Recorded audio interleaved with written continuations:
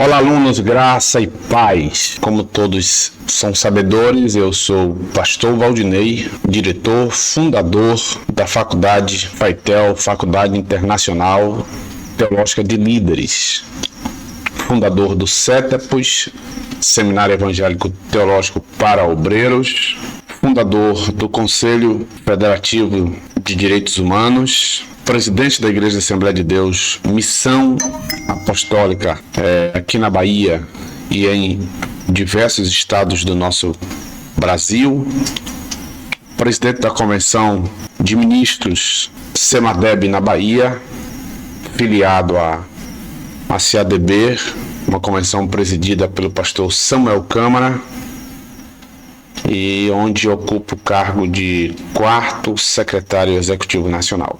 Privilégio muito grande poder estar aqui para lecionar esta matéria que é teologia bíblica, diferente de bibliologia, que é a matéria que introduz o curso teológico. Como a gente aqui trabalhamos com eliminação de matérias, então a bibliologia ela é a primeira matéria do nosso curso, começando do básico, e teologia bíblica já é uma matéria do ciclo 2, que é a matéria da nossa grade do curso de bacharelado em teologia. Este que está na minha mão aqui é o nosso manual, Teologia Bíblica, um manual com 232 páginas, 10 capítulos. Para cada 2 capítulos nós temos uma prova. São 10 capítulos, nós temos 5 provas, que ao final da aula ou da leitura de todo o livro, o aluno vai entregar para a gente essas 5 provas respondidas e nós vamos corrigir, dividir por 5 e encontrar a média. E aqui a nota de aprovação é 70%, que corresponde a 7 na nossa faculdade. O aluno concluindo o bacharel conosco e querendo fazer uma extensão para reconhecimento do MEC, ele tem mais aí 8 meses, são 11 parcelas de R$90, e se ele for habilidoso e tiver tempo, ele consegue concluir em aproximadamente 6 meses.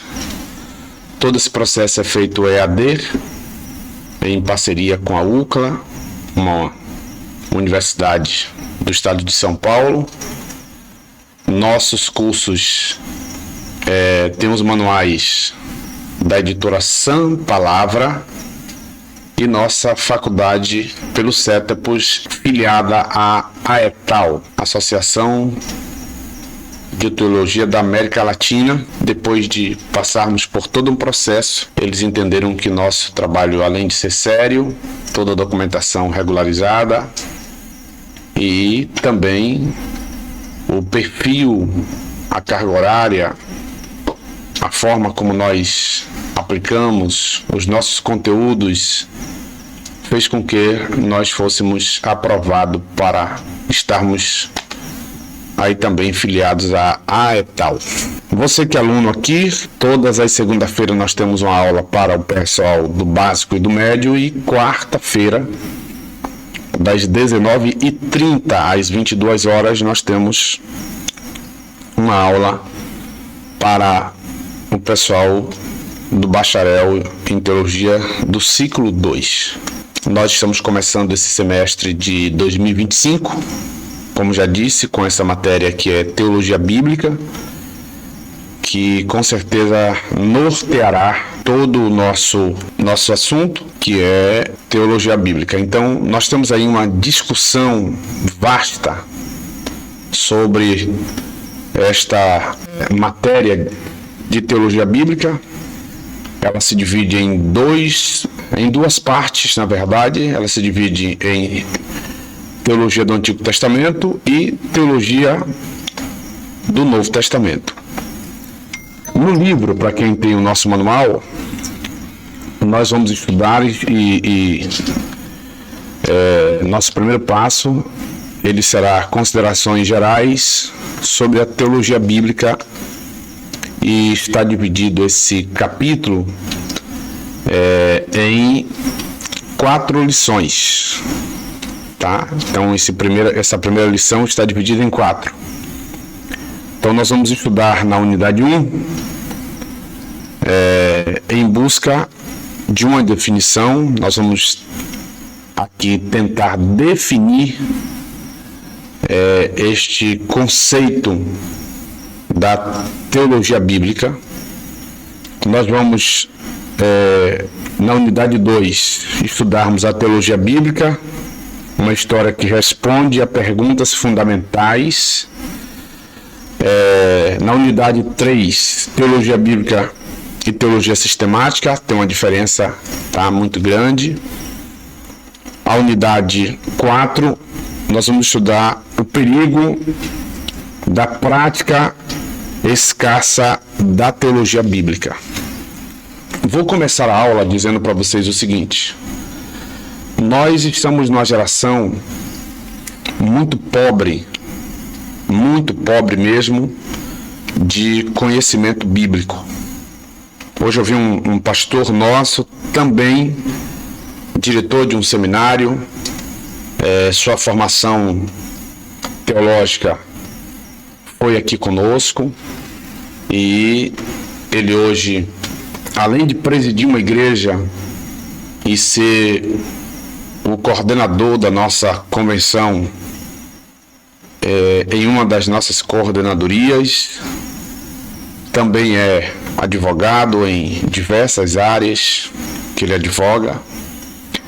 Hoje eu estava ouvindo quando ele estava falando que nós estamos vivendo uma era em que o povo não mais se preocupa em estudar, em sentar, orar, preparar um sermão, pesquisar aquele sermão para trazer para a igreja, debaixo de uma luz e orientação do Espírito Santo. Hoje a preocupação do pessoal é estar na internet para terem likes, curtidas, seguidores. Então a briga incessante é para ser reconhecido. Nós estamos vivendo um ambiente de disputa para saber quem é melhor, quem tem um conhecimento maior, e aí nós estamos vendo uma guerra muito grande. Então, de fato, o fundamento da teologia, a história do Antigo Testamento, nós não vamos encontrar muita gente sabendo. Nós vamos encontrar muita gente falando muitos versículos da Bíblia, isso é muito bom. Porém, tem muita gente falando versículos e tem uma vasta quantidade de versículos gravados, mas eles não conseguem agrupar estes versículos, texto com contextos. Então a maioria dessas pessoas estão em busca de dizer assim: eu já li a Bíblia não sei quantas vezes. Ele vai falar vários versículos da Bíblia, mas o que a gente precisa é que essas pessoas juntem isso, porque nada na Bíblia é solto. Tudo dentro da Bíblia está vinculado a um bloco de temática, justamente para fundamentar aquilo para que veio a palavra de Deus. Que nós sabemos que o centro de toda a Bíblia é Cristo. Então, Cristo é o tema central da Bíblia. Eu posso dizer-lhes, isso é uma visão minha, que a Bíblia surgiu para redirecionar o homem de volta a Deus. através do plano da salvação por Cristo Jesus, porque o homem pecou e uma vez pecando, ficou afastado de Deus, e Isaías é bem claro em dizer que o pecado faz separação entre homem e Deus. E o apóstolo Paulo, ele diz que todos pecaram e destituídos estão da glória de Deus. Então, para estudar teologia bíblica, diferente de bibliologia, que nós vamos estudar a origem da Bíblia, como ela surgiu, o tempo que ela levou, seus escritores, quantas partes estão divididas, na teologia bíblica nós vamos estudar uma temática bem diferente. Então, nas primeiras 3 lições deste manual que está na minha mão, nós vamos liderar os aspectos introdutórios e técnicos desta disciplina que é teologia bíblica. E quando nós estudarmos isso aqui, para servir como base para o estudo da narrativa bíblica. Então, nós precisamos conhecer esses passos.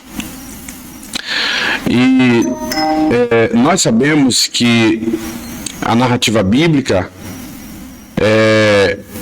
ela abrange, tá? Ela abrange toda a história dos povos e principalmente do povo de Israel. Então, quando nós estudamos a história, ela vai trazer para a nossa vida, vai trazer para o nosso mundo o poder de encontrar, ou de encontrarmos coesão e coerência em tudo quanto existe hoje neste universo criado por Deus. Então a teologia vai responder também, acerca de Deus, que é uma pergunta que a gente vê muito aí.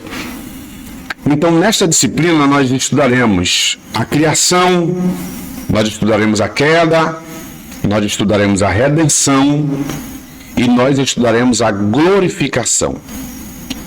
Então, a teologia bíblica estuda, vou repetir, criação, queda, redenção e glorificação. Então, nós, ao estudarmos essa disciplina, nós vamos conhecer a história, tá? Ou vamos conhecer as histórias bíblicas, e nós vamos, com certeza, sair daqui com um vasto conhecimento acerca de criação, acerca da queda, acerca da redenção da humanidade e acerca da glorificação deste homem caído, que uma vez redimido, volta a Deus com algumas coisas adquiridas que Deus lhe permitiu, apesar de passar por um processo, mas Deus permitiu o homem voltar a Ele. Então, nós precisamos não conhecer uma diversidade de versículos, não conhecermos uma diversidade de textos da Bíblia, mas nós precisamos fazer com que os nossos textos, eles se liguem, tá? Um ao outro, para dar sentido àquilo que a Bíblia quer falar para nós. Ao estudarmos a Bíblia, existem perguntas que o ser humano até hoje ainda faz, tá? Uma das perguntas é: onde estou? Então, o ser humano quer uma resposta. Nós estamos no mundo, mas espiritualmente nós queríamos saber que passo nós já traçamos, já demos e se nós estamos de fato no caminho da salvação. O que falta? A outra coisa que o ser humano sempre se pergunta é: onde errei, né? O que há de errado comigo? Todo mundo prospera e eu não? O que está acontecendo? Então existem algumas perguntas aí. E a última é: qual é a solução de tudo isso? O que fazer? Então aqui nós, nesta matéria, destacaremos a importância de não confundir a teologia bíblica com a teologia sistemática. A teologia sistemática é muito importante, mas são dois assuntos diferentes. Então, nós não podemos juntar isso aqui para dizer que é a mesma coisa. Embora não precise andar em guerra, estas disciplinas têm perspectivas diferentes. A teologia sistemática trata de uma coisa, a teologia bíblica trata de uma outra coisa. Se alguém que estuda teologia não entender isso, pode trazer prejuízos para quem estuda a Bíblia Sagrada, para quem estuda a Palavra de Deus. Então, nós falaremos durante essa aula, e com certeza existe aí uma escassez da prática da teologia bíblica, e essa escassez da prática da teologia bíblica pode trazer prejuízos para a igreja. E, além de trazer prejuízos, vai trazer consequências para os cristãos. Quando digo que nós estamos vivendo uma geração pobre, de fato nós estamos vivendo uma geração pobre de conhecimento, de leitura, e o próprio Deus disse: o meu povo perece por falta de conhecimento. Então, definir teologia bíblica e mostrar que de capa a capa, de Gênesis a Apocalipse, a narrativa bíblica, ela vai tratar a história de Deus e vai tratar também a história de toda a criação. Você não pode esquecer disso. Que a Bíblia, de capa a capa, ela vai tratar, tá? As narrativas bíblicas, elas vão tratar da história de Deus, bem como vai incluir toda a criação. Diferente da teologia, né? Da bibliologia, que a bibliologia, como já disse a vocês, ela vai tratar da formação da Bíblia, das divisões da Bíblia, da canonização da Bíblia, das línguas da Bíblia, do tempo, dos autores, tá? Então, nós vamos estudar aqui agora uma outra área muito bem específica para compreendermos a palavra de Deus. Então, eu já sinalizo para vocês que nós temos aí, se vocês forem fazer uma pesquisa, uma série de pessoas com materiais para orientar acerca dessa doutrina. Eu vou colocar aqui algumas informações. No primeiro momento da teologia bíblica do Antigo Testamento, e aqui são momentos históricos desta disciplina, até o final do século XVIII, a teologia era mais dogmática, doutrinária, era a aplicação da vida diária, diária. Eu posso dizer para vocês, eu tenho 48 anos, fui criado no Evangelho, então eu venho de uma época em que os irmãos não faziam uma viagem sem perguntar ao pastor se podia ir, pedir para que o pastor tirasse uma palavra, o pastor tirava uma palavra e aí o irmão ficava esperando para saber se podia ir ou não para aquela viagem. Então, a questão doutrinária era bem mais pregada na igreja, os irmãos tinham um temor maior pelo Evangelho, pela palavra, tinham um temor maior pelas autoridades constituídas por Deus. Hoje isso, infelizmente, ficou difícil. Nós estamos, a cada dia que passa, o sacerdócio está ficando desrespeitado e as pessoas já não têm mais aquele temor que tinha pelas Sagradas Escrituras. Então, em 1787, o racionalismo plantou semente para uma formação da teologia do Antigo Testamento. Então, nós temos um escritor, pesquisador, e Joran, ele foi o primeiro a diferenciar teologicamente entre o Novo e o Antigo Testamento. Ele dividiu a teologia bíblica do Antigo Testamento, a teologia bíblica do Novo Testamento, para estudar essas duas peças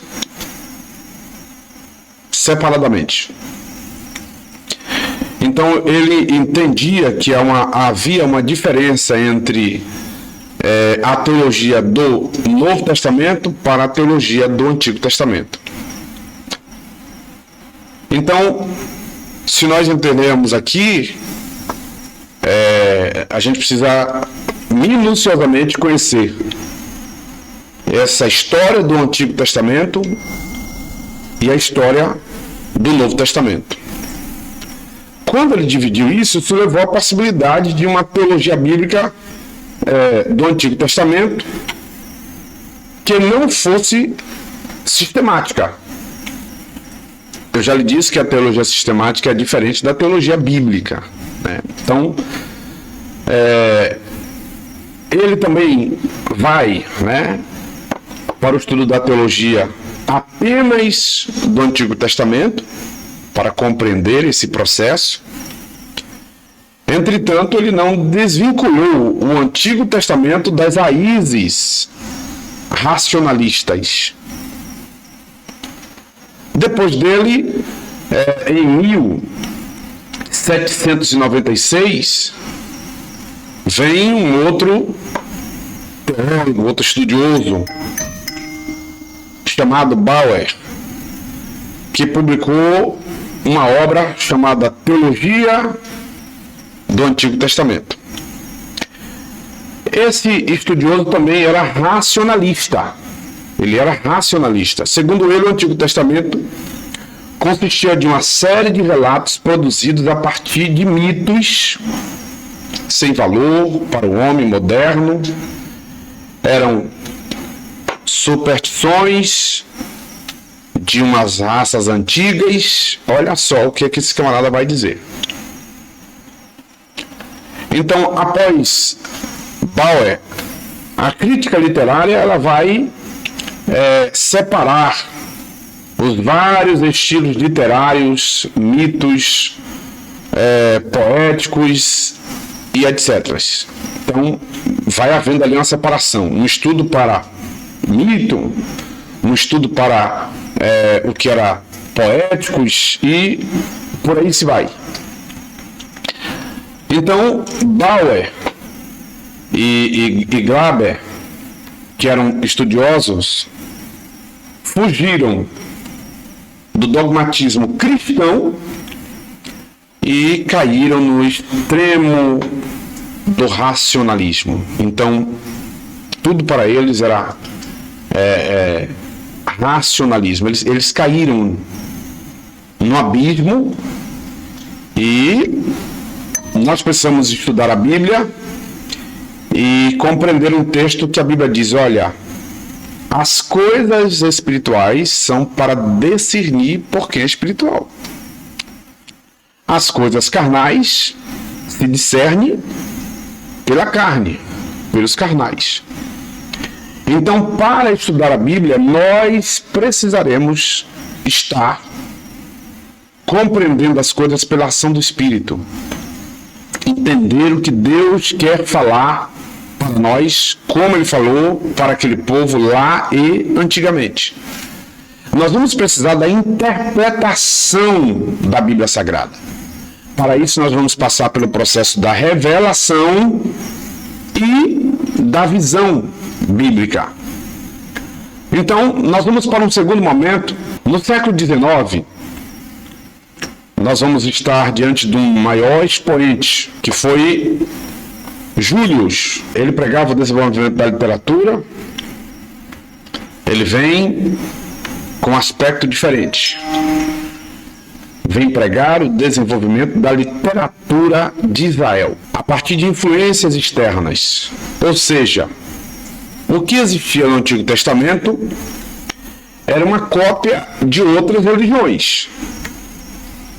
Então, ele dizia que o que havia no Antigo Testamento era cópia de outras religiões. E ele dizia que isso era imitações do paganismo e das religiões naturais. Aí ele dá exemplo. As festas religiosas de Israel teriam sido nesta ótica.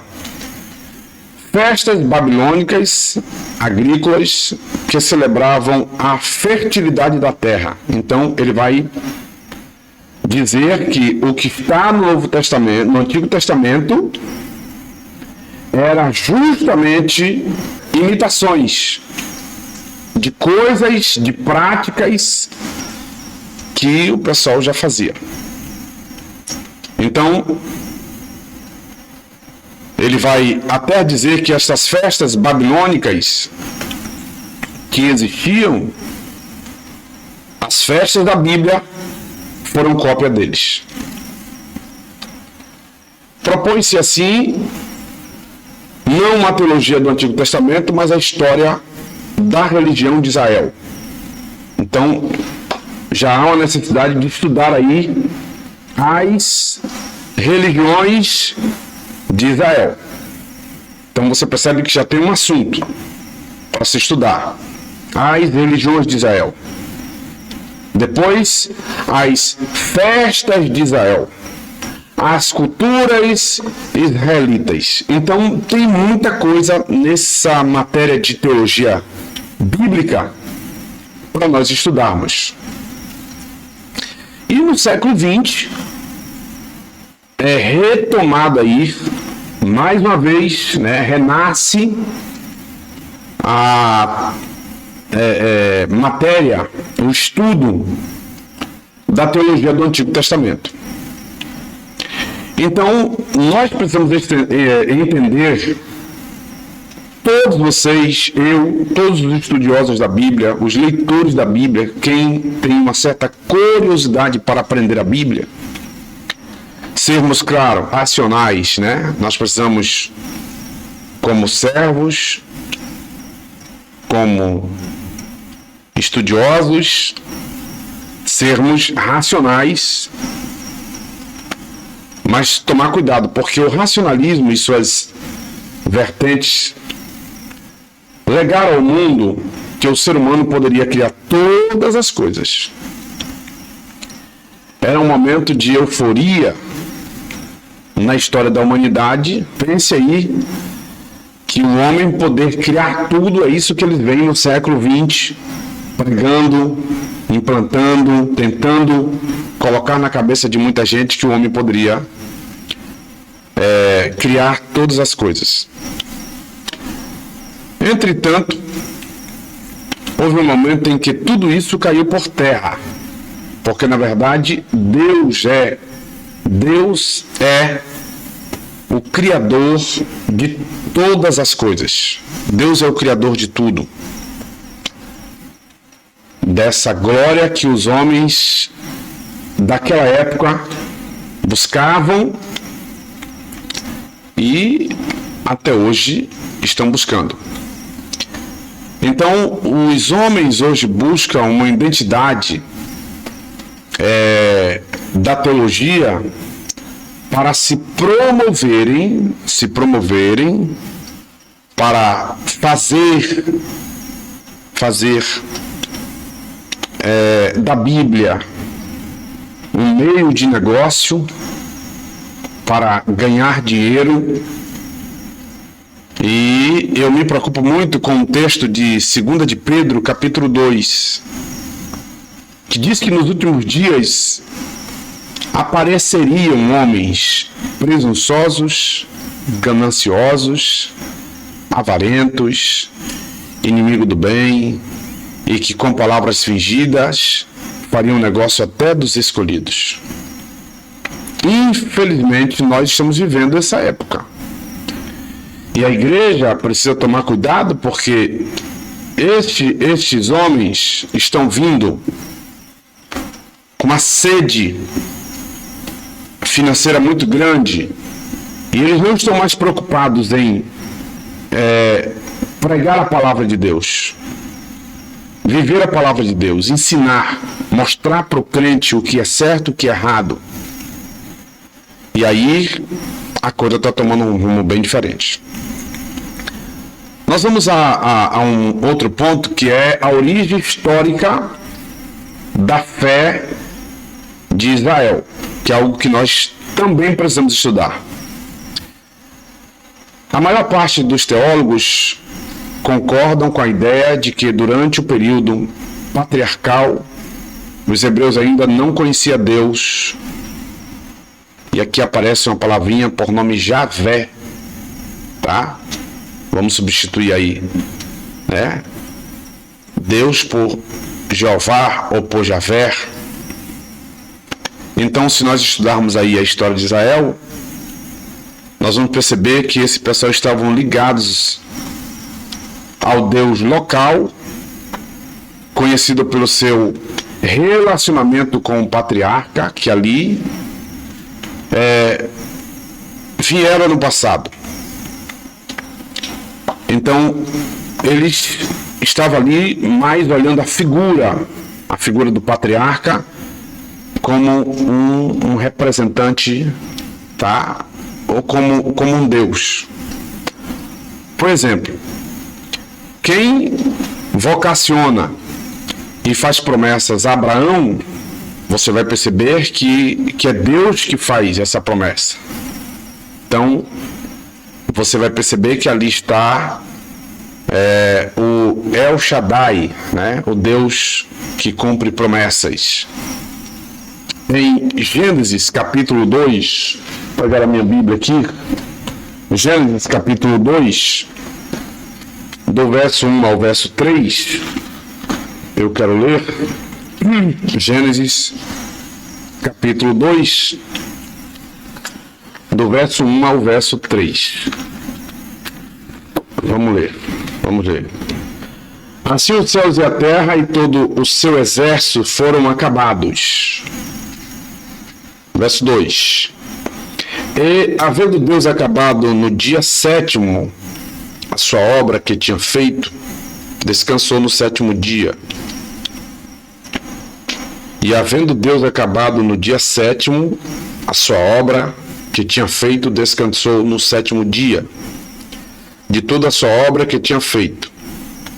E abençoou Deus o dia 7º e o sacrificou, porque nele descansou de toda a sua obra que Deus criara e fizera. Agora nós vamos ler Gênesis 17. Não vai dar para ler tudo, mas depois você lê na sua casa, Gênesis 17, de 1 a 27. 17, de 1 a 27. Deus vai aqui mudar o nome de Abraão. Sendo, pois, Abraão de idade de 90 anos, apareceu o Senhor a Abraão e disse-lhes: eu sou o Deus Todo-Poderoso, anda em minha presença e ser perfeito. Anda em minha presença e ser perfeito. Então, nós estamos diante de um Deus que faz promessas a este homem, que faz promessas a Abraão.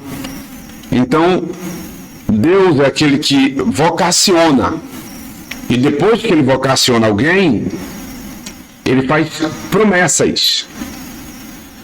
Então, não existe ninguém chamado por Deus se não for para um propósito. Então, Deus tem propósito específico para cada um de nós.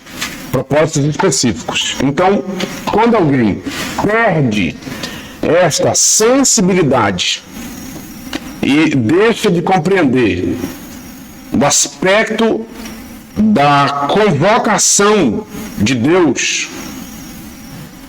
ele está vivendo no ministério de maneira à toa. Ele não conseguiu entender ainda o seu chamado. Nós temos um outro texto interessante, que é Êxodo capítulo 6. Êxodo capítulo 6. E o verso, e eu quero ler também, Êxodo capítulo 6 e o verso 2 e 3. Eu já lhe disse que Deus ele vocaciona e ele também faz promessas. Então, Êxodo 6, o verso 2 e o verso 3. Falou mais Deus a Moisés, dizendo: eu sou um Senhor.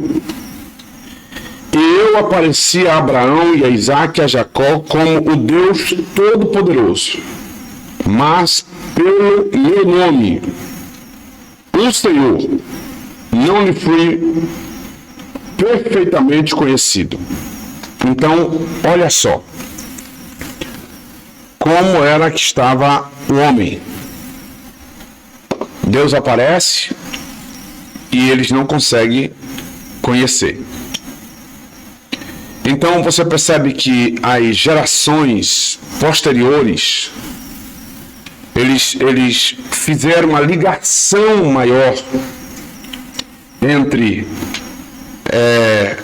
o El Shaddai, né, e Jeová. Então você percebe que a coisa toma um rumo diferente.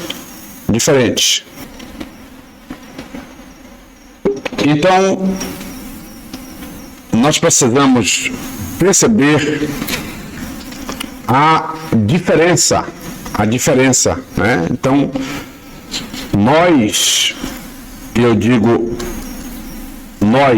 eu também estou incluso nesse processo, nós precisamos nos atentarmos para não perdermos esta visão de como Deus, ainda até hoje, pode fazer coisas grandes para o homem.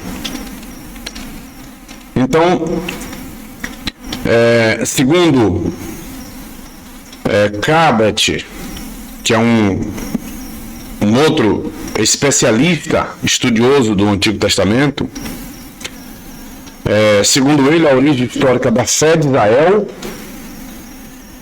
ela é oriunda de experiências vividas no Egito.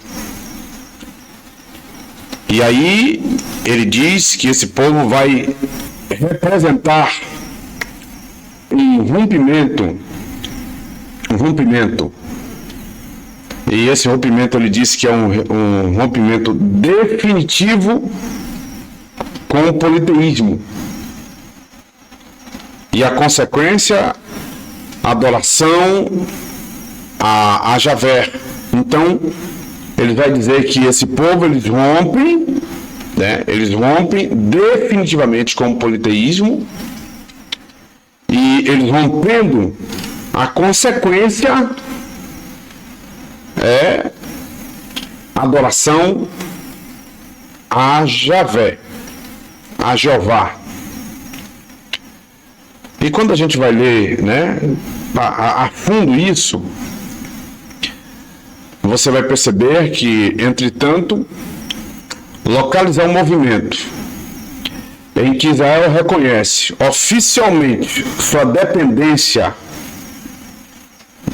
e a gente vai falar muito Javé porque era a língua, né? E quando a gente estuda muito teologia do Antigo Testamento, você não vai ver muito Deus, tá? A expressão Deus, você vai ver os estudiosos falar mais Javé, como o pessoal tinha costume de citar, e até porque o que aparece de tradução, né, está ligado mais a Javé.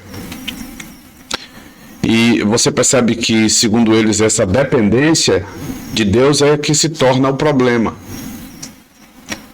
Então, aqui existe uma divergência muito grande de leitores, de estudiosos, e a gente vem justamente para aplanar isso. Eu costumo dizer para os irmãos que quem lê, quem estuda teologia, precisa tomar muito cuidado com o que nós chamamos de correntes teológicas.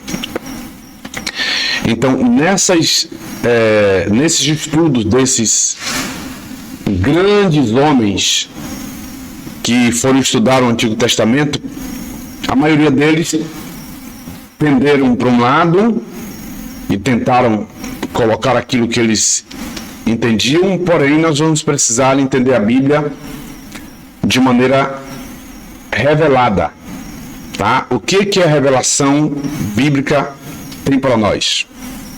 Nós vamos perceber que uns sustentam que o período de peregrinação no deserto, enquanto outros sustentam que a adoração a Javé só acontece na instalação das tribos em Canaã, que para trás ninguém adorava, tá? Então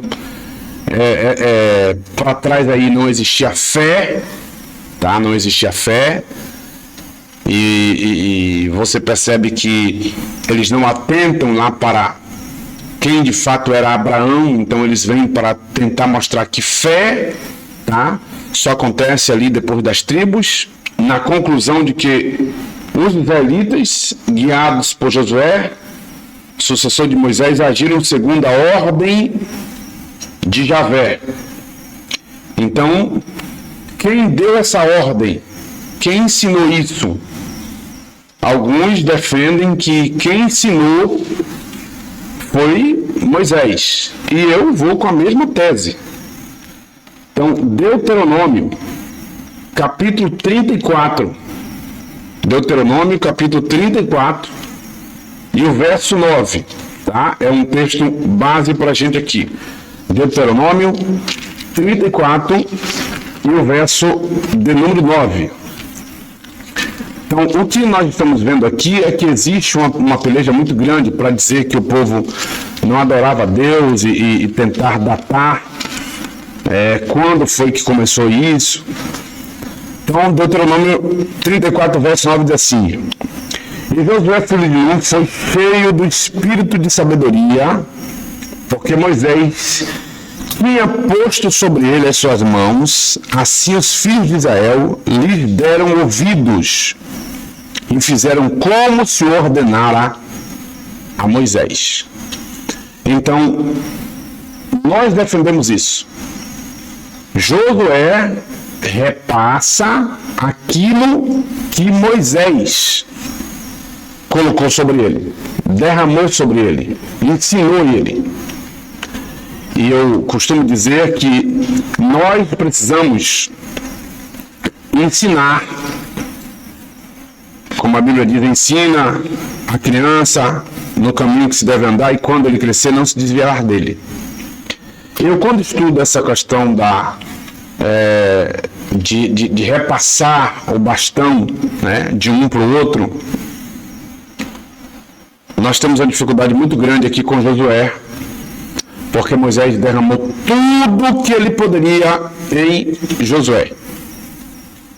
E quando Moisés morre, Josué assume o lugar de Moisés, ocupa a cadeira.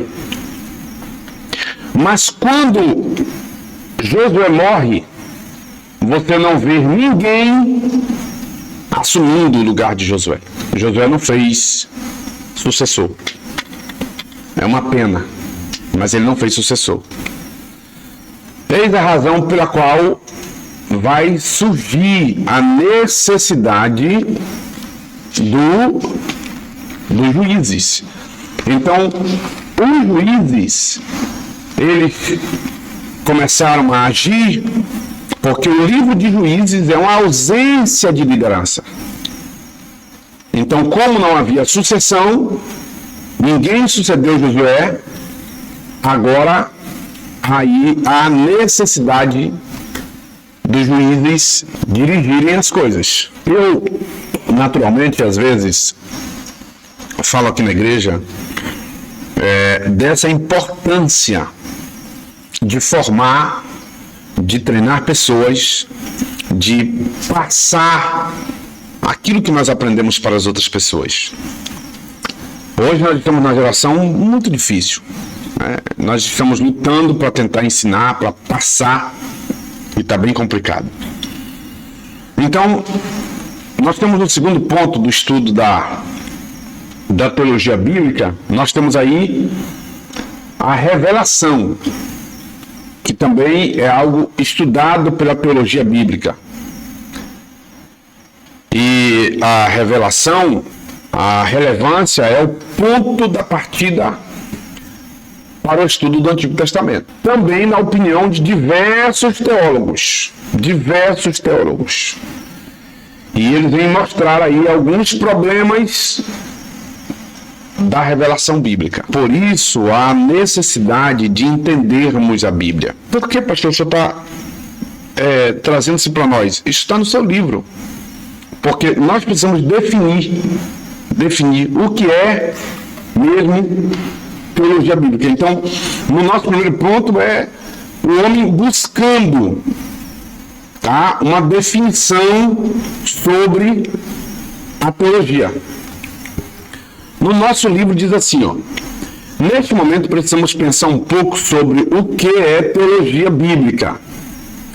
Muitas pessoas acreditam que também é feita simplesmente pelo fato de usar a Bíblia ou versículos bíblicos em uma conversa, no evangelismo e em pregação. Muitos cristãos se tornam verdadeiros metralhadores ou verdadeiras metralhadoras de versículos. Embora seja de grande valor guardar os versículos bíblicos na memória, tá? Guardar aí na sua mente e usar eles, o mais importante é saber como esses versículos se relacionam com a Bíblia. Todo versículo da Bíblia tem um caminho. Ele não é aberto, ele não é solto, ele é ligado, um versículo ligado a outro. Por isso que existem as referências, existem aquelas letrinhas para dar origem às palavras. Então, se alguém tem uma curiosidade maior, compra a Bíblia, palavra-chave. E lá você vai ver que nessas palavras-chave vai nortear muita coisa na sua vida. Porque os antepassados, eles liam por número, liam as palavras por números. Então, esses números eram as chaves. Esses dias eu estava dando aula e falei assim, olha, nem sempre, todas as vezes que você vai ver uma palavra no texto, e às vezes ela repete, o significado da palavra é o mesmo. Porque a gente precisa saber qual contexto aquela palavra está. Então, dependendo do contexto que aquela palavra aparece, existe interpretação diferente, tá? E às vezes a palavra Deus aparece 2 vezes no texto, mas os significados são diferentes. Por isso a importância de conhecer a teologia bíblica.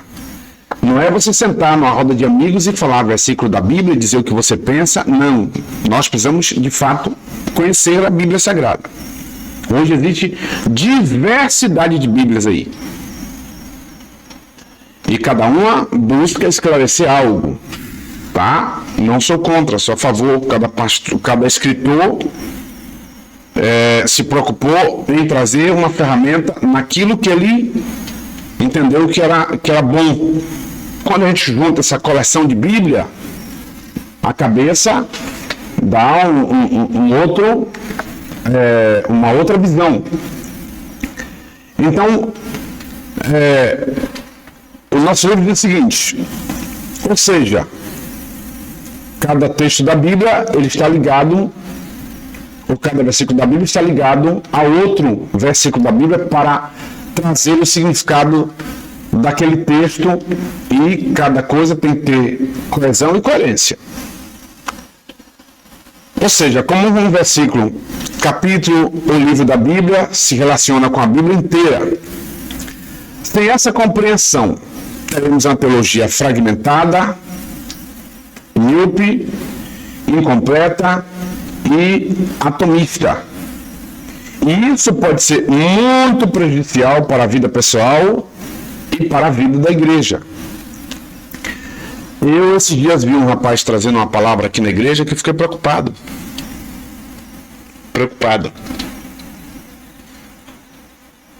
Ele leu sobre aquela situação de Caim matar Abel. E ele disse assim, hoje ainda tem muitos irmãos matando outro dentro da igreja. Caim matou Abel pela adoração. Então hoje tem muitos irmãos matando o outro porque o irmão está do tipo se saindo bem. Olha que caminho. Perigoso.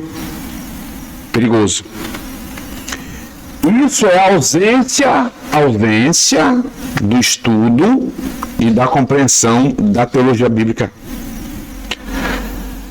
E nós não podemos esquecer que cada versículo, cada capítulo, cada livro da Bíblia se relaciona com o outro.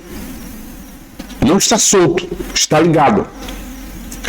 Então, quem vai estudar a Bíblia tem que ter essa compreensão. Senão ele vai trazer problema para a vida pessoal dele e vai trazer problema para a igreja. Voltamos então ao exemplo do quebra-cabeça. Ao montarmos um quebra-cabeça, procuramos estabelecer os limites, isto é, os 4 lados ou as bordas da imagem. Estabelecidas as bordas ou os 4 lados da imagem, saberemos que toda e qualquer peça só farão sentido na imagem, obedecendo os limites das bordas, mesmo que o quebra-cabeça tenha 5.000 peças. Assim, quem monta precisa entender como cada peça se relaciona com as outras em relação ao todo. Isso aqui é uma explicação poderosa. Para entender a Bíblia, nós não podemos esquecer de que cada texto da Bíblia está ligado. Cada livro da Bíblia está ligado. Cada capítulo da Bíblia está ligado. Cada versículo da Bíblia está ligado ao outro. Para dar sentido àquilo que a Bíblia, ou para aquilo que a Bíblia foi escrita. Que foi para trazer o plano de Deus ao homem através de Cristo. E se isso perde o sentido, vai começar a surgir ventos de doutrinas dentro da igreja. E não é esse o propósito. Então, portanto, as bordas ou os limites com os quais trabalha o teólogo bíblico se estende de Gênesis a Apocalipse. E é somente dentro dessa moldura que os milhares de versículos da Bíblia farão sentido e poderão ser vistos como uma grande e abrangente história do nosso mundo que transforma a vida, que finalmente transforma o mundo. Então, não leia a Bíblia solta, não guarde milhões, claro que ninguém consegue, mas é uma força de expressão. Não guarde milhões de versículos na sua memória se você não consegue ligar eles. Se você não consegue colocar eles dentro do limite, tá? Para estabelecer o caminho que você quer traçar, que você quer pregar. Por isso que às vezes você vai em algum lugar e diz assim: rapaz, aquele irmão pregou e eu não entendi. Falou vários versículos, mas cada versículo estava ligado a uma outra coisa que não conseguia fazer, né, a junção. Então fica os versículos soltos e no final ele não consegue fazer uma aplicação. Portanto, você não consegue entender o que o pregador de fato queria falar, qual o tema. E às vezes ele até dá um tema, mas ele não consegue se manter ali, e ele fala de várias coisas ao mesmo tempo, sem conseguir trazer um norte para os irmãos daquilo que ele disse que falaria. Em outras palavras, o campo de trabalho da teologia bíblica é todo o cano das Escrituras. A palavra cano, nós já sabemos que quer dizer régua ou vara de medir.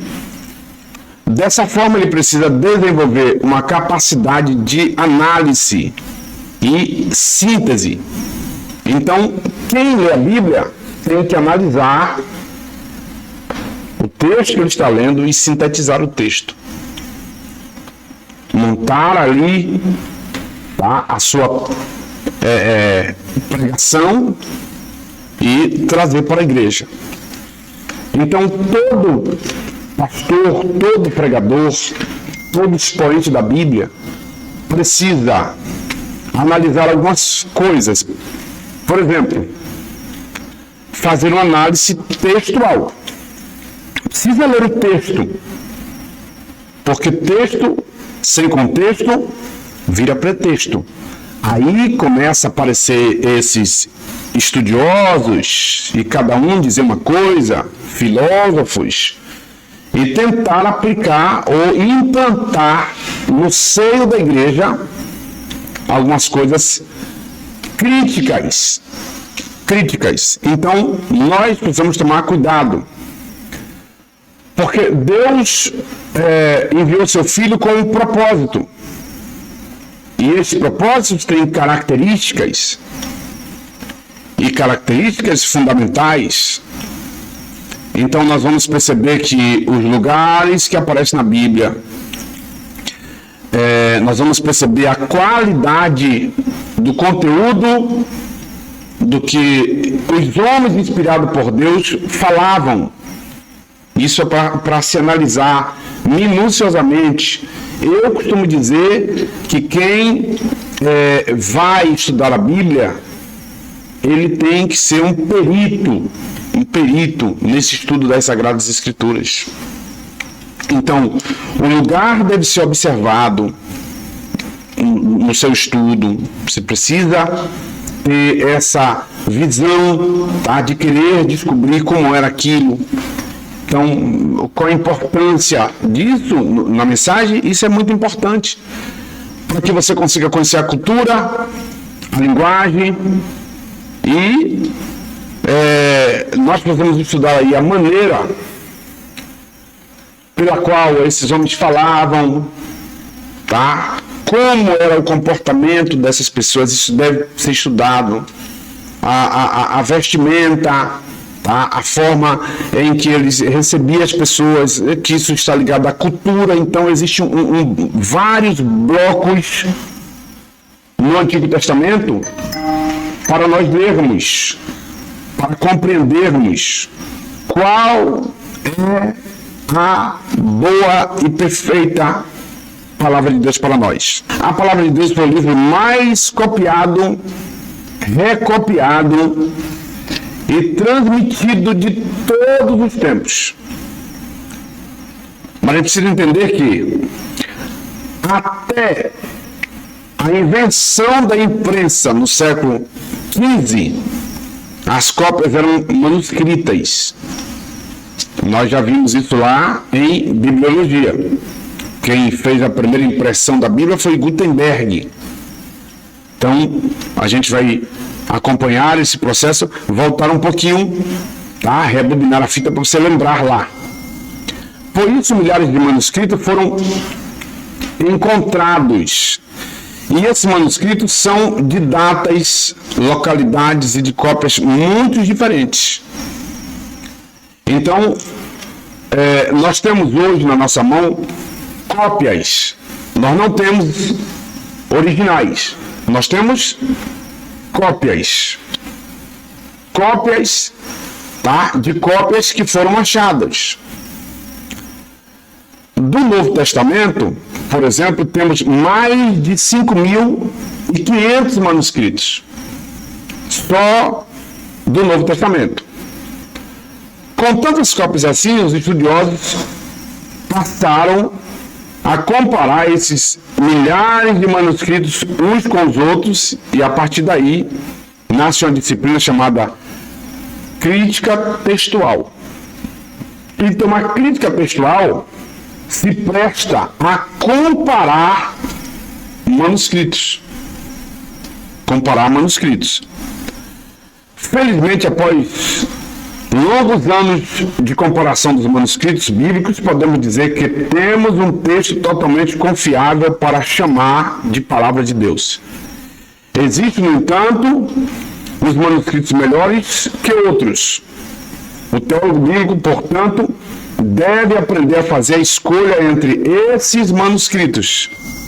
Para ajudá-lo nessa tarefa, é bom que o estudante possua, por exemplo, um texto hebraico ou grego, com aparato crítico, que considerem ou que consistem em informações sobre os manuscritos que vêm no rodapé do texto grego, que ajuda o estudante a avaliar quais são as melhores ou os melhores manuscritos.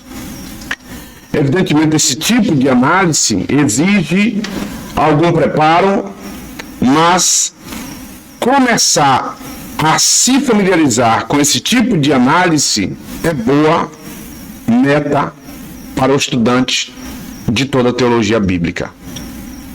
Então, aqui embaixo tem uma notinha no livro, uma notinha de rodapé, que diz o seguinte: a Sociedade Bíblica Brasileira produz esse tipo de texto para o grego com aparato crítico. Recomendamos o Novo Testamento grego, 5ª edição. Uma boa obra introdutória ao assunto é Wilson Parochi, Origem e Transmissão do Texto do Novo Testamento, Sociedade Bíblica do Brasil, 2012.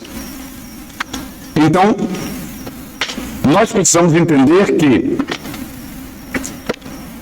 não podemos ler a Bíblia, ler um texto da Bíblia, ler um capítulo da Bíblia, lermos algo em livros sem fazermos uma crítica textual. O que é isso? Uma comparação, tá? Para saber qual a origem disso mesmo. Não é errado. Depois, fazer uma análise exegética do texto. Sabemos que a Bíblia é a palavra de Deus, nós não podemos negar isso. Ela é a palavra de Deus. Porém, essa palavra foi revelada de forma escrita em um idioma diferente do nosso. Dessa forma, é de grande importância que o estudante das Escrituras procure ter familiaridade com as línguas originais que a Bíblia foi escrita. Nós temos os de Daniel em aramaico, o Antigo Testamento em hebraico, o Novo Testamento em grego. Inclusive, nós temos um curso aqui tá? Para você começar a aprender o grego e o hebraico. Tá aqui, ó, do lado de cá, o beabá do grego e o beabá do hebraico. Vai lhe ajudar. Então você vai perceber que não tem quebra-cabeça. Agora, claro que vai exigir tempo. Vai ter um tempinho que você tem que tirar para estudar. Olha aqui, ó. O beabá do grego e o beabá do hebraico. Olha aqui. Tá? São dois cursos que nós temos aqui em nossa plataforma. Que também você pode receber esses materiais direto na sua casa. Então, nós sabemos que a língua, que a Bíblia está na nossa mão, nós brasileiros português, essa Bíblia tem duas línguas originais que elas foram escritas. Quando vai fazer a tradução, tá, tem palavras que não tinha como traduzir. Então, procura-se a palavra mais próxima para trazer a tradução. Por isso que às vezes tem palavra na Bíblia original que é diferente. Então nós precisamos conhecer isso. Por isso a necessidade da crítica textual depois da análise exegética daquele texto que nós estamos lendo. E quando nós fazemos essa análise do texto, nós, ao fazermos isso, tem a ver com a relação que a palavra tem, né, umas com as outras. Então, dentro daquele texto, o que é que essa palavra tem a ver, né?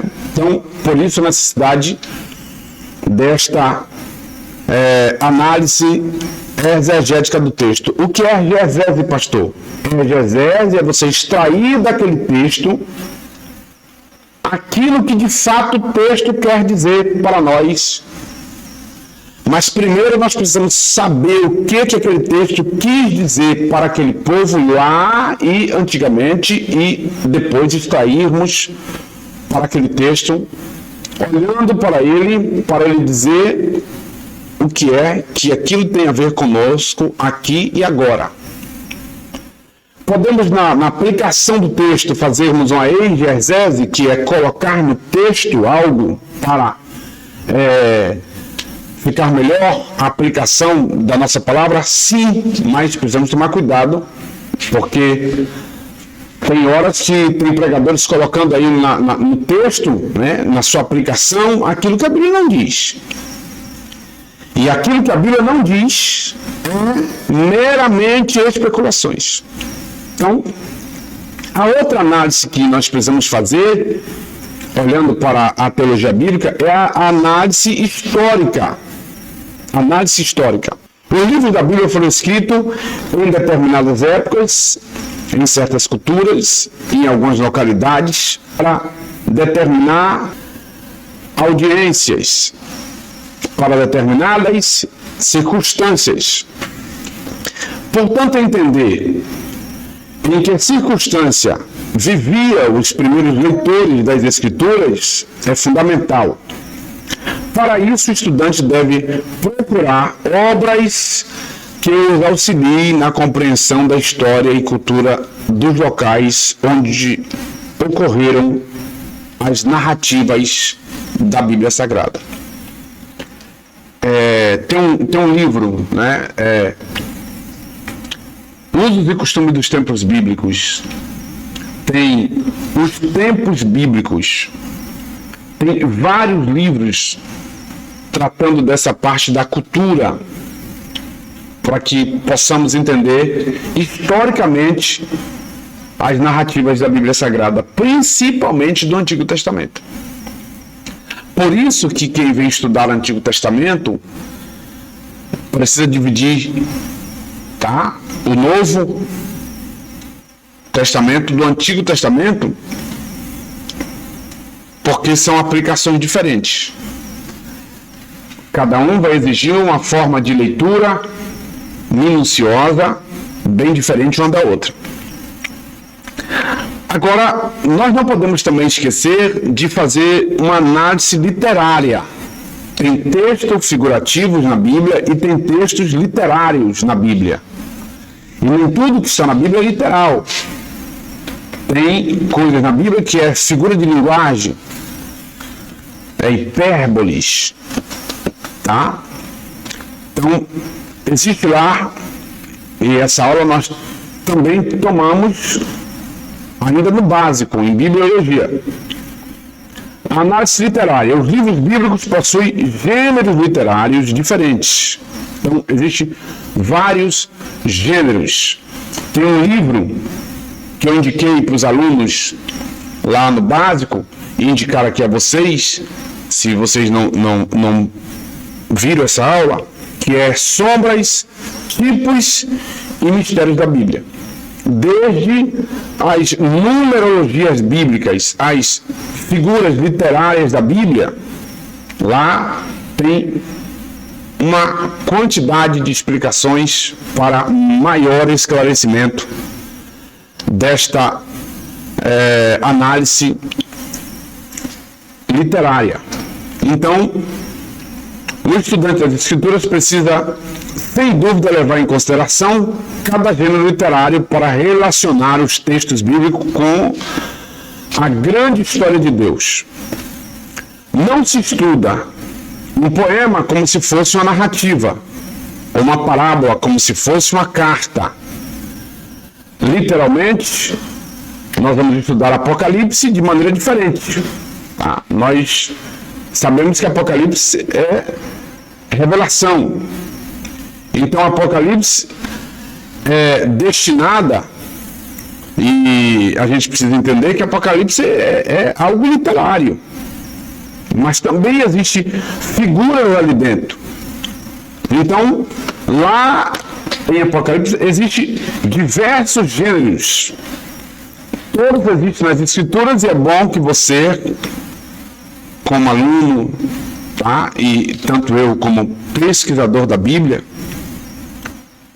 nós precisamos nos familiarizarmos com estes gêneros para saber onde se encaixar em relação a toda a Bíblia Sagrada, porque eu já te disse que nada na Bíblia é solto.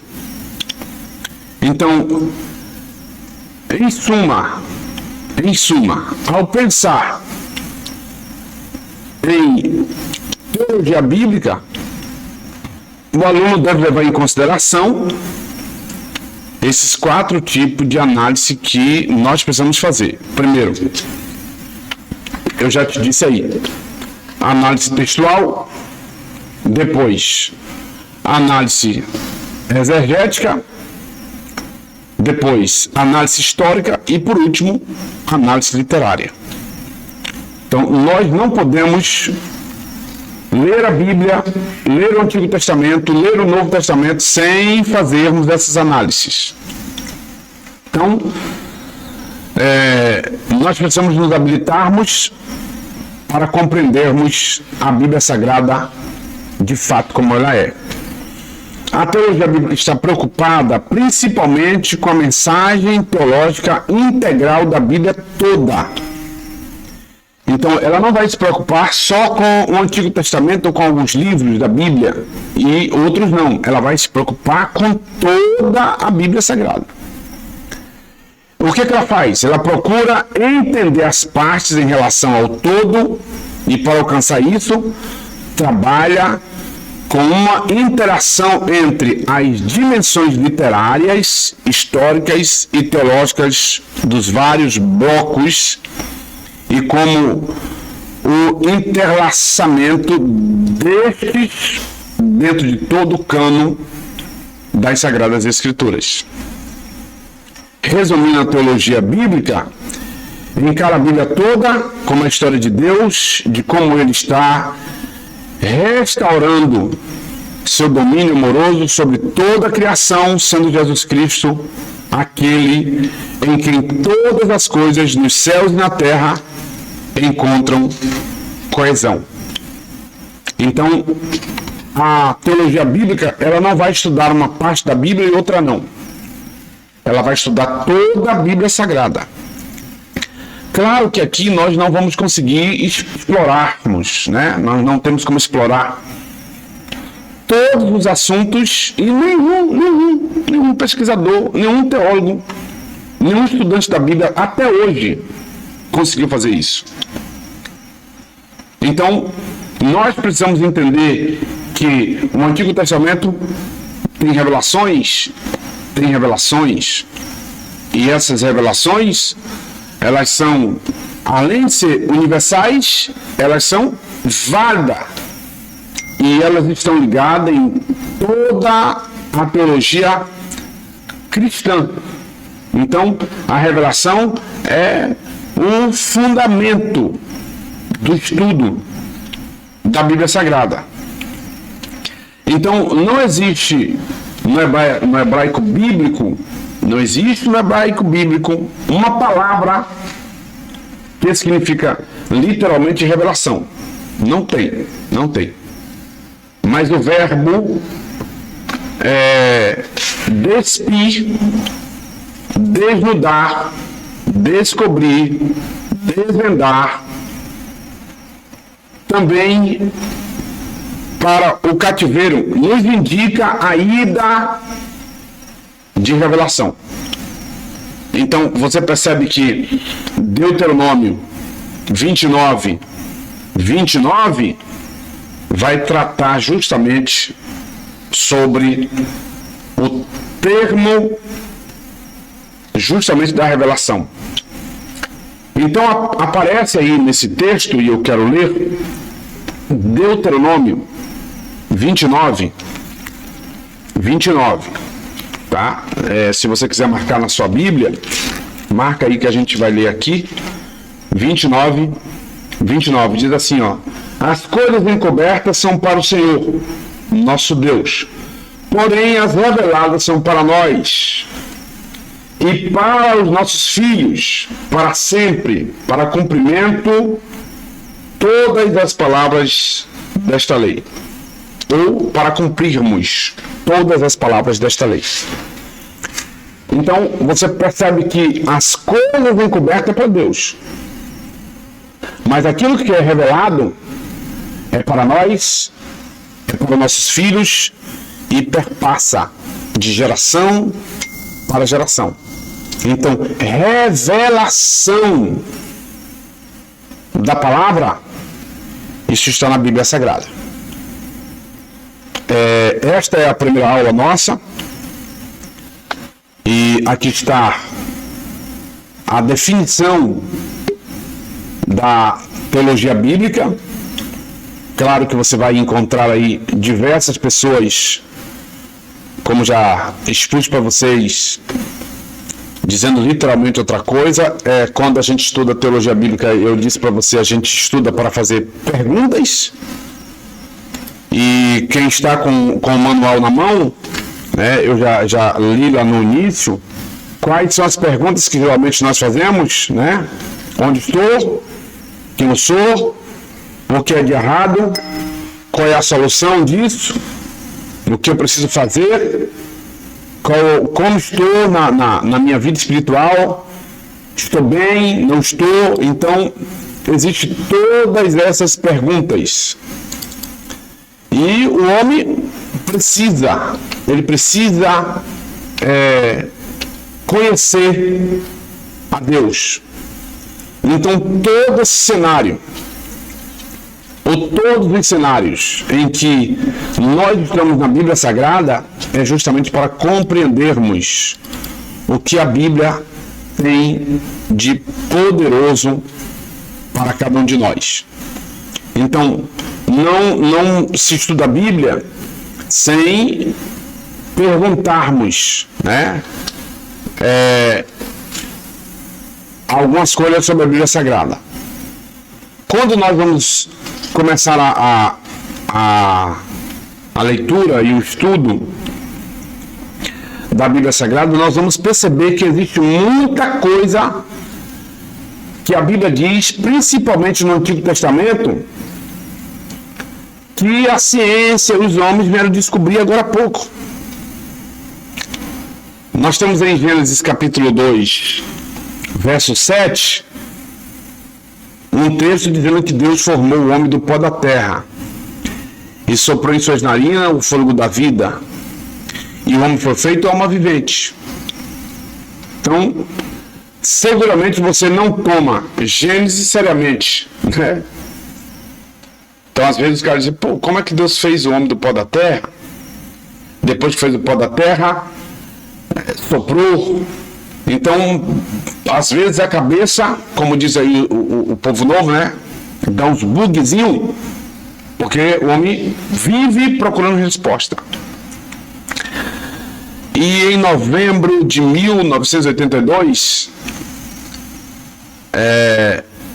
aquele livro Seleções Herder, muita gente tinha aquele livro, ele vai incluir um artigo com o título Como a Vida na Terra Começou.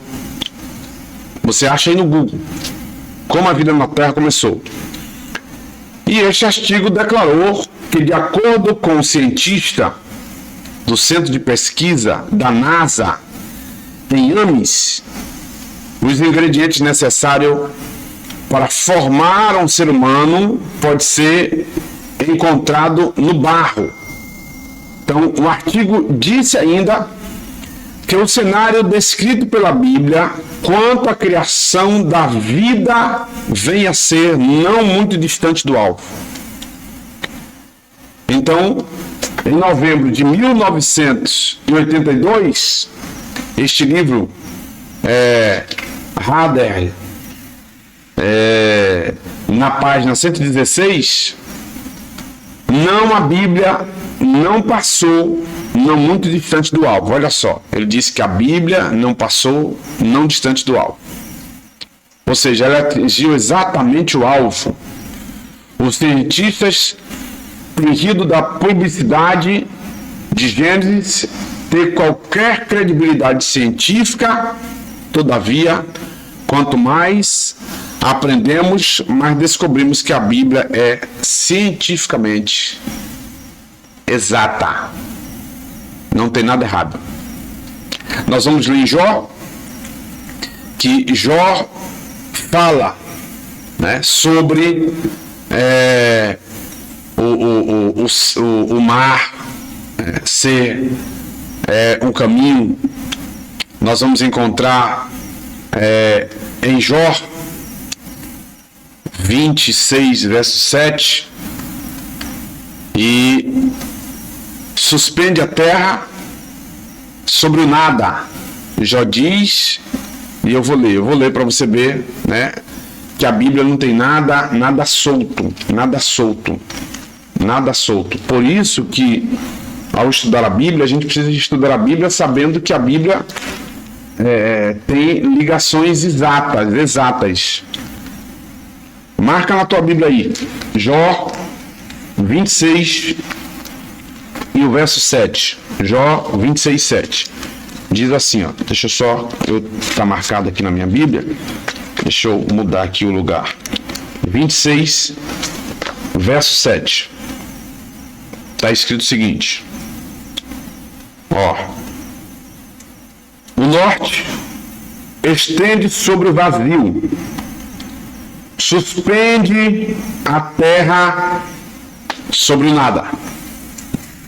Então, durante o tempo de Jó, era aquele que um Deus chamado Atlas, que é isso que a história diz, sustentava a terra sobre os seus ombros. Ninguém acreditava que a terra pairava suspensa sobre o nada.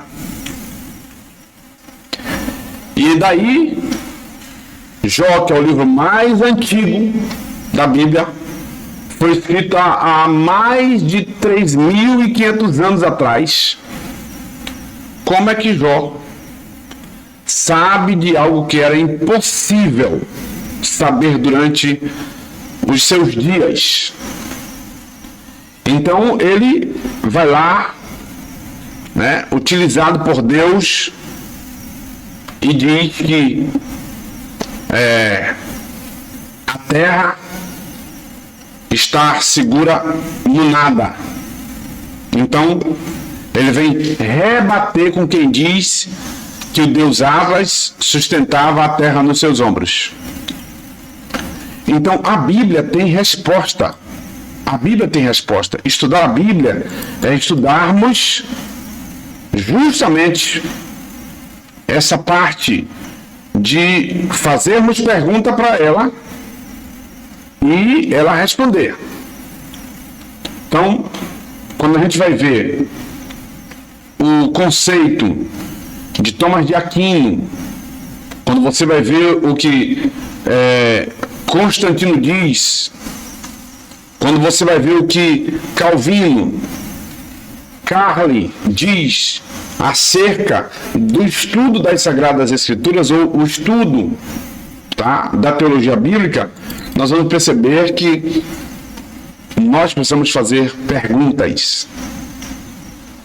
E se começássemos aqui agora à noite, né, começando a fazer perguntas, eu até fiz uma relação de perguntas para a gente começar a tentar entender a teologia bíblica.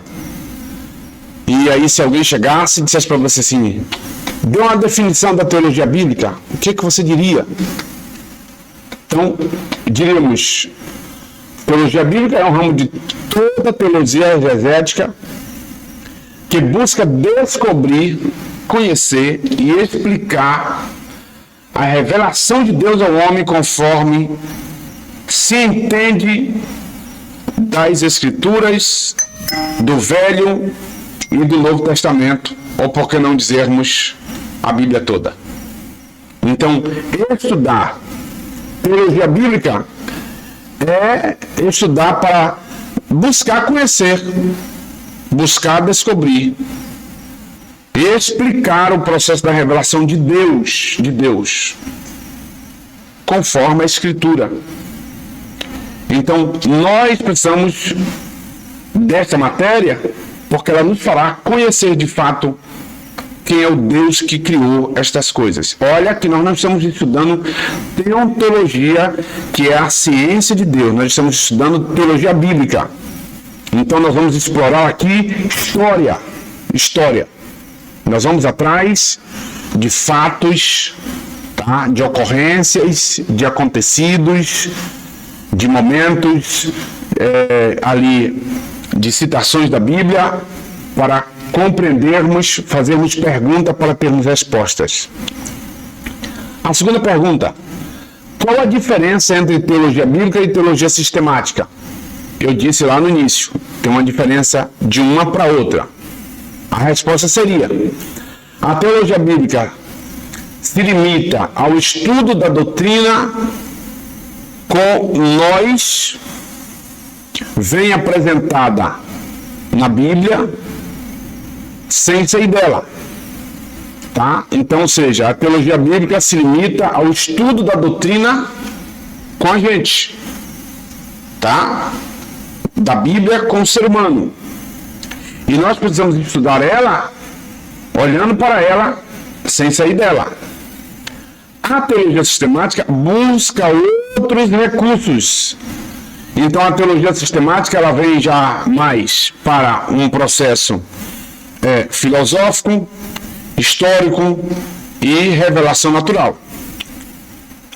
Já a teologia bíblica ela vem já para fazer um estudo já desse ser humano, tá?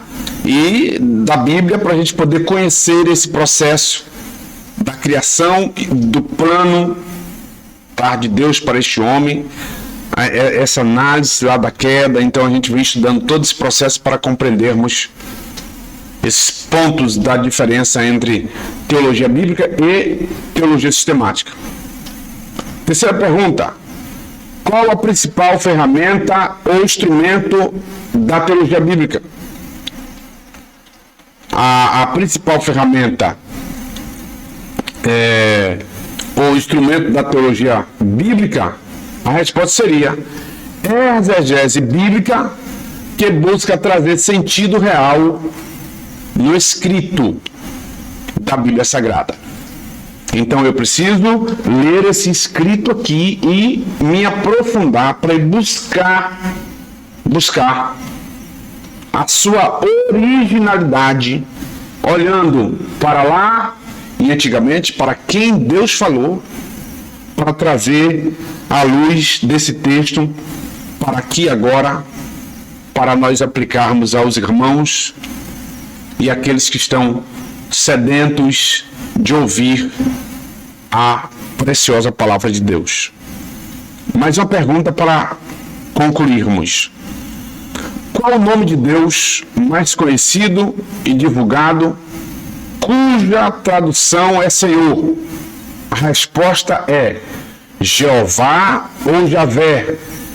Então, Jeová ou Javé, mas o que mais se aplica seria Javé, tá? Até porque ele é o mais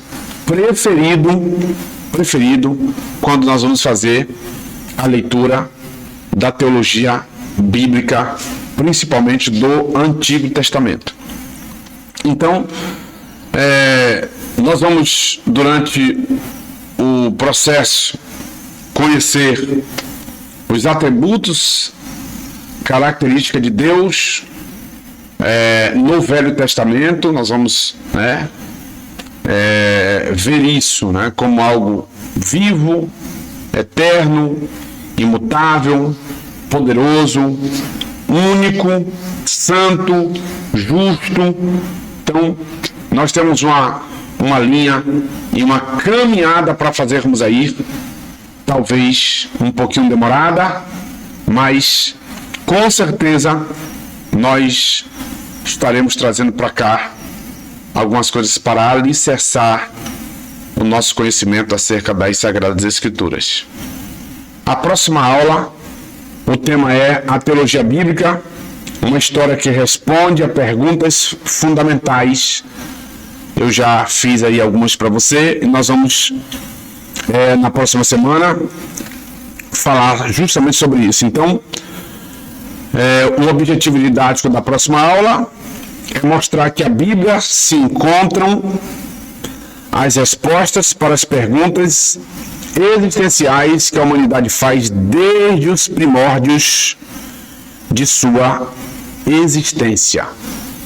Então, a Bíblia tem resposta para si mesmo. Os homens vinham estudando se a Terra era redonda, era quadrada, e vieram descobrir isso há pouco tempo atrás. Mas lá atrás, 700 anos antes de Jesus nascer, Isaías já dizia: é ele que se assenta sobre o ciclo ou sobre o globo da Terra. Então, Isaías já dizia que a Terra era redonda, mas os cientistas estavam lá buscando saber de fato se a Terra era redonda ou se era quadrada. Então, como é que homens daquela época sabiam tanta verdade acerca da Bíblia Sagrada? Então, estas verdades bíblicas é que nos faz avançarmos. Eu quero ler mais um outro texto para nós terminarmos, e desta feita no Novo Testamento, do Evangelho de São Lucas, no capítulo de número 17, 2 versos. Evangelho de São Lucas, capítulo 17, Evangelho de São Lucas, capítulo 17, o verso 30,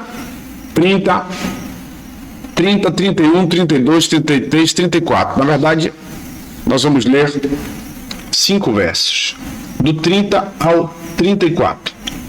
Assim será no dia em que o Filho do Homem se há de manifestar. Naquele dia, quem estiver no telhado, tendo os seus utensílios em casa, não desça a tomar algo. E da mesma sorte, os que estiverem no campo, não volte para trás. Lembrai-vos da mulher de Ló. Qualquer que procurar salvar a sua vida, perdê-la-á. E qualquer que a perder, salvá-la-á. Digo-vos que naquela noite estarão 2 numa cama, um será tomado e outro será deixado. Então, olha só. quando a gente olha esse texto, o texto vai dizer assim: assim será no dia em que o Filho do Homem se há de manifestar. Naquele dia, vos digo, naquela noite, ninguém nos dias de Lucas, isso aqui é uma explicação, e eu vou concluir aqui. Ninguém nos dias de Lucas pensou que poderia existir dia e noite ao mesmo tempo. Dia e noite ao mesmo tempo. Eles pensavam que a Terra era plana. Nos tempos de Lucas, eles pensavam que a Terra era plana. Então, Lucas foi um escritor do ano 65 depois de Cristo. Como Lucas sabia de algo que os cientistas não souberam até o século XVI. Enquanto cientistas só vieram saber disso no século XVI, no ano 1600, Lucas já sabia no ano 65 depois de Cristo. Lucas já disse aí. Então, esses relatos, né, dessas pessoas, a Bíblia já tinha lá dizendo tudo isso. Eles só estão descobrindo que a Bíblia já vinha dizendo por revelação de homens de Deus. Eu citei agora há pouco o texto onde Isaías diz que a terra era redonda, né, que ele assenta sobre o globo da terra, sobre o ciclo da terra. Isaías 40, 22. Isaías já falava disso. 700 anos antes de Jesus nascer, Isaías já falava dessa temática aí.